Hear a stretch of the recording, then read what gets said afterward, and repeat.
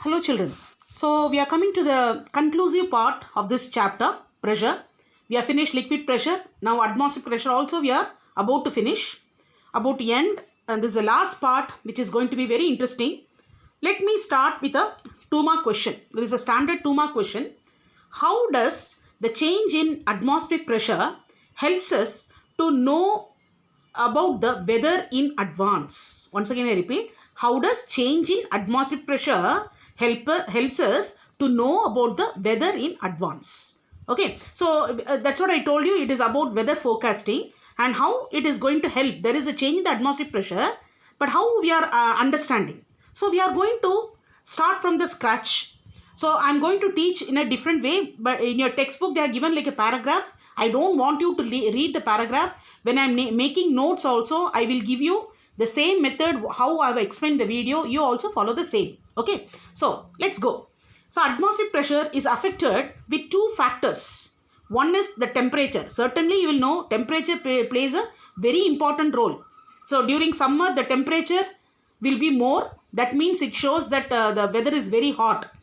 You understand that. I need not explain. Already you know that. So temperature plays an important role.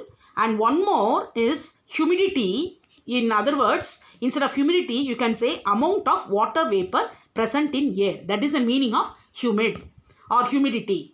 You are aware of humidity. The term humidity you are aware in sound chapter also. So it's not going to be difficult. So once again I'll repeat. Two factors by which the atmospheric pressure is affected is, one is the temperature and amount of water vapor present in air. Okay, now let us proceed. Now see children, generally you know, what you know, there is a general concept having a relation between temperature and density. You have been learning in your lower classes. So we know clearly as the temperature increases, density decreases. I don't want to give just a statement.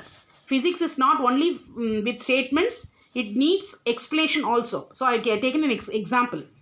You know, when a substance is heated, it expands. Don't you agree? You know, when a substance is heated, it expands.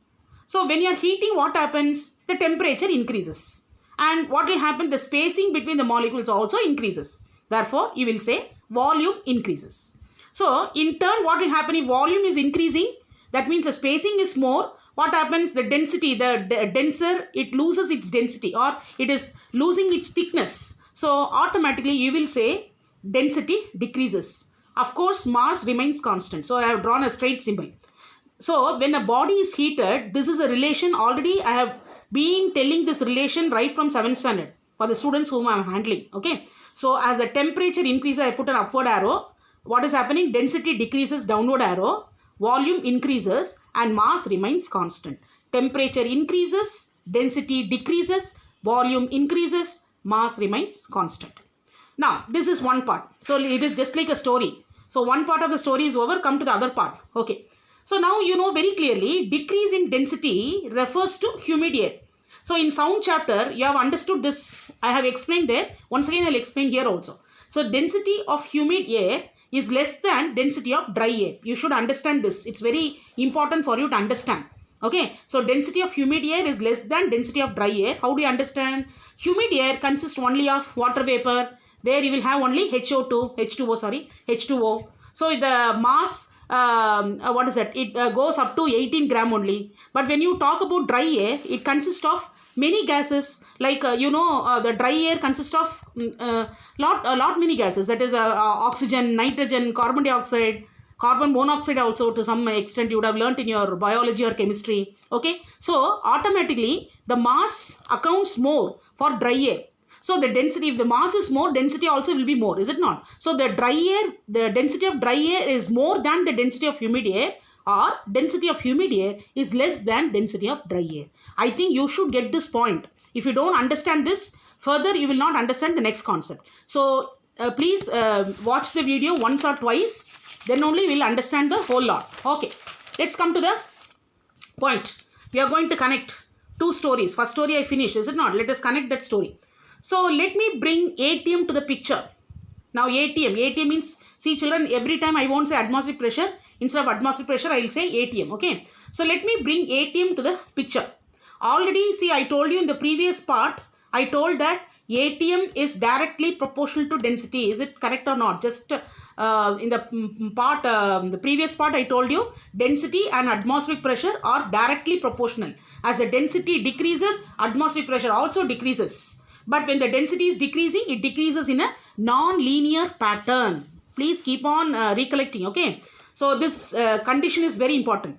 Now what, let us do one thing. Let us create a relation between temperature, atmospheric pressure, density. 3 also we will create a relation. What is that? As the temperature increases, this is generally, you know, just now I explained, when a body is heated, what happens? It expands and the density will decrease. Okay. So as the temperature increases, density decreases. And you know already ATM is directly proportional to density, means if the density decrease, atmospheric pressure also decreases. So let us highlight this relation.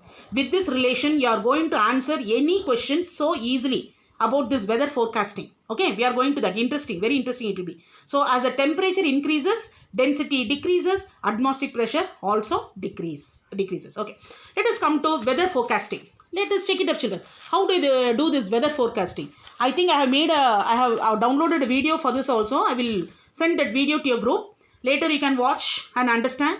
These videos will make you enhance the concept. You will understand better. Okay. So generally, when the barometer height when the barometric height decreases, that is giving you a sign that atmospheric pressure is decreasing. When the barometric height increases, the atmospheric pressure also increases. This is similar to your thermometer. Suppose a mercury column in a thermometer is rising. What does it mean? The temperature rises. It falls down, the temperature decreases. Similar is a condition for barometer also. If the barometric height means the mercury column inside the barometer increases, that means atmospheric pressure increases. Okay. So let us come with a few cases. Now you have to answer as I am explaining. Please answer along with me. See, it should be like almost more or less like a classroom situation. As I am explaining, you also answer with me. Okay. So case 1. So the barometric height suddenly falls. See, you are having weather forecasting. The season keeps on changing. Now it is rainy season. Previously you had a hot summer, then rainy season, then we are going to have spring, then we are going to have winter. Okay. So all the conclusions now with these cases you will understand. Now the barometric height suddenly falls. So what does it mean? So you mean first don't bring temperature in the picture. First you write the barometric height suddenly falls. So what is the first thing comes to your mind? The atmospheric pressure. So atmospheric pressure decreases. And you know very clearly density also decrease. So finally, if you want, you mention about temperature. If you don't mention also, nothing wrong. If you are interested, just mention also. So you know very clearly density and temperature are inversely proportional. So if you put that density decreases, automatically temperature increases. If you are interested, you mention. Now let us come to this. I am only highlighting these two. I am interested only with this. So the density suddenly falls. So what does it mean? If the density decrease. So what does it mean? Is it dry air or humid air? Just now I explained. If the density of humid air is less than density of dry air. So if there is a decrease in density, then it is absolutely the indication of humid air. Okay. So when there is humid air, when there is an indication of humid air, you will get cyclone or storm. But what is the condition? The barometric height should suddenly fall. If it falls gradually, it's just rain. That's all. Possibility of rain. If it suddenly falls, then it brings cyclone or storm. It is in your textbook also, but the textbook has not given these explanation. So don't worry, don't be scared, don't panic. I am going to give the notes when I am preparing notes. I will give the same thing, same method I will follow so that you can learn. Now let us come to case 2. Tell me, now you can tell me along with me. So the barometric height gradually falls. So what does it mean? Here also the same condition. The density decreases. Therefore atmospheric pressure also decrease. Of course temperature increase. But here again when the density is decreasing, again you have to write that is indication of humid air. So again what is the possibility? Possibility of rain. Because the barometric height is gradually falling. So no problem. Now let us come to case 3. So now please see that here the gradual increase in barometric height. Slowly the barometric height or the mercury column increases inside the barometer. So what happens? Atmospheric pressure increases. So when atmospheric pressure increase, what will happen to density? Density also will increase. So that refers to dry weather. If density increases, just now I told you, if density is increasing, it is a sign of dry air. If density decreases, it is a sign of humid air. Please put this clear in your mind. Otherwise, you can't answer this question. Okay. Again and again, you have to bring that in the picture. So as the density increases, atmospheric pressure, atmospheric pressure increases, density also increase, and it is a sign of dry weather. If you want, you write temperature falls down. That is why during December is an extreme dry weather. You would have seen what will happen to your skin. It will peel off almost. Is it not? December, almost November end only it starts. And it goes on till February. Okay. So that is extreme dry weather. This is what is happening because in the dry weather, the density increases and atmospheric pressure also, atmospheric pressure increases, density also increases. Now can we come to case 4? I'm going to give a sudden increase in barometric height. Sudden increase. So what will happen? Atmospheric pressure, what happens to the atmospheric pressure? It increases. So what will happen to the density? It increases. So temperature decreases. That's why during December, it's a cold season. So what about the temperature? It is very much less. When you see in other countries, it may Canada or Russia, it goes below 0 also. Okay. So it refers to the extreme dry weather. So case 1, 2, 3, 4 you have learnt. One is about forming of cyclone, then rainy season, then dry weather and extreme dry weather. Now let us come to case 5. Interesting. So there is no abrupt change in the barometric height. So you know very clearly, see the barometric height, sometimes it goes suddenly up, falls suddenly down, gradually goes up, gradually comes down. But sometimes they are not showing abrupt change. Exactly, it is only showing 76 centimeter. In the sea level, it will show just 76 centimeters, slightly, there won't be much change. So what does it mean? That means, the arrow marks for atmospheric pressure is balanced and the weather remains unchanged. It will be a mild weather. Sometimes you are having a mild weather. Of course, you have a mild weather also. Always it is not extreme weather. It will have a mild weather. Okay, maybe during the spring season. So let us go to the last part of this chapter, children. So you understood about how the weather forecasting is done. So please learn, it is a very, very important 2-mark question. And now what I am going to explain here is altimeter. Again, a very important concept. They will ask you what is altimeter, what is a function of altimeter. Okay, so even then we are not learnt about barometer. As I told you, barometer concept is not included in your syllabus. But slightly we will understand about altimeter. So altimeter is nothing but a aneroid barometer. So what is an aneroid barometer? The aneroid barometer is a special kind where you do not use liquid. 14's barometer or a Torricellian barometer, you use mercury as a liquid. Okay, but here no need of using liquid and it is portable. That's why it is used in air stations or in the flight. We are using this altimeter. Absolutely, altimeter is fixed. Otherwise, it's very difficult for the flight to identify. So here it is how is the nature? It is portable and easily be carried from one place to another. So it is advantage of aneroid barometer. Now what are the applications? See children, only one application is given. I have included one more application. Please note down. To measure the altitude to measure the altitude at a particular place and to measure the sea level at different places on earth. So this is the application of altimeter. And see, there is one more extra point I have added here.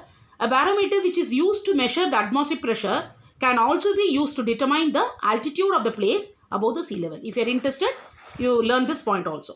Now I have drawn a diagram also for altimeter. I have taken that from aneroid barometer only. So you are able to see here some readings 75, 76, 77 and 78. Okay. So this is how the altimeter is calibrated in terms of height of ascent with the height increasing towards left. What do you mean by that? Height increasing towards left. The reading is lesser. But what will happen? 76 centimeter will be at the sea level. But what about as the height increases, what will happen? That's why they are told height increasing towards left. Please don't confuse with the word. See the diagram and then learn. So the 76 centimeter will be at the sea level. But 75 centimeter will be, what is that? Increase in height. That's what they are told. In terms of height of ascent with height increasing towards left. The height refers to the altitude. Okay. So as the reading is less, the altitude is more. That is what is the meaning. Okay. Towards left because ATM decreases with the increase of height above the sea level. Okay, children, so I think we have successfully completed the concept of pressure. I know, children, how it is a very challenging chapter. I won't say it is an easy chapter. Okay, so I want you to learn theoretically. There are certain questions. Please note down the assignment part. Page number 101. Please learn questions. Okay, there are so many questions here. You select the questions which are easy for you. The difficult ones or the questions which are not easy for you or not reachable will be given as notes. Don't worry at all. I will take the responsibility and I will do the job. Okay. So thank you so much for your cooperation. And I'm seeing many students are involved so nicely in the Google Meet also. Thanks to those students. And I expect all the students to participate and raise as many doubts, queries as possible, so that I will also become knowledgeable because of you. Thank you so much, children. Have a nice day.